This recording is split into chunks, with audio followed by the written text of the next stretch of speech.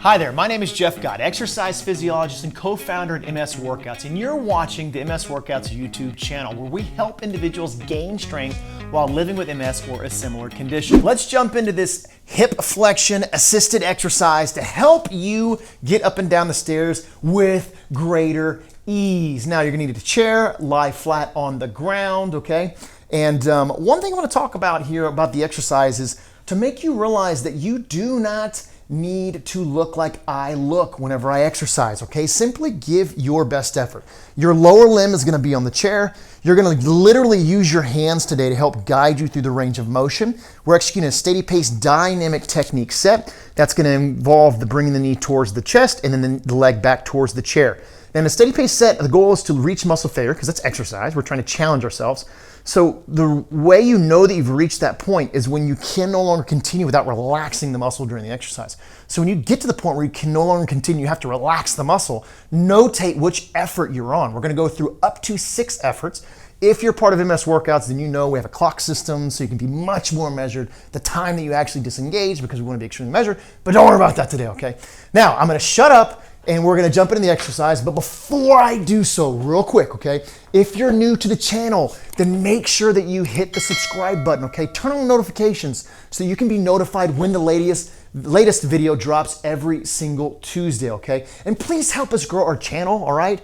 Just simply leave a comment, okay? Or subscribe or share, right? This video on your social media platform that you prefer, whether that's Twitter, Facebook, Reddit, Instagram, it doesn't really matter, whatever you're using, because what we're trying to do is make sure as many people as possible have access to this important information so that they can gain the results that we know that you are gaining, okay? So let's go ahead and again, I'm gonna mention it one more time before we exercise. Have your PDF progress journal ready, right? Or a piece of paper next to you so you can notate the time. It's one of the magical components of the MS Workouts platform and Steady Pace is that we choose to be measurable. We don't shy away from results. And in order for you to get those, you need to record your results.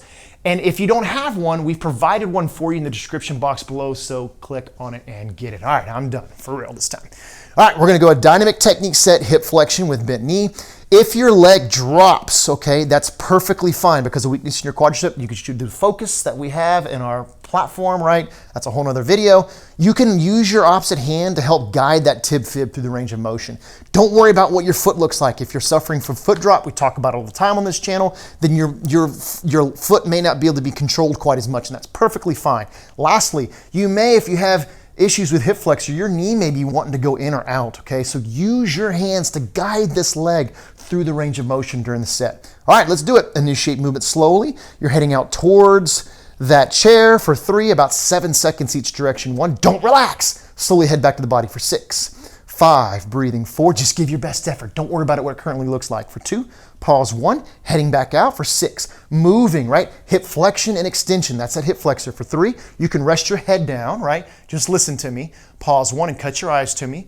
As you come back to the body, we're going past 30 seconds with the next effort. In 3, 2 to the turnaround, 1, transitioning back out. Again, muscle failure is success, which is the point where you can't continue to stay actively engaged, moving through the range that you initially were able to. Pause, heading back in for 6, knowing and reminding yourself for 2 that you're doing this to increase the strength of your body, right? Challenging your body is what's going to lead to results in the recovery process. For 2, 1 to the turnaround, heading back in. All right, we're heading into what we call the exhaust range.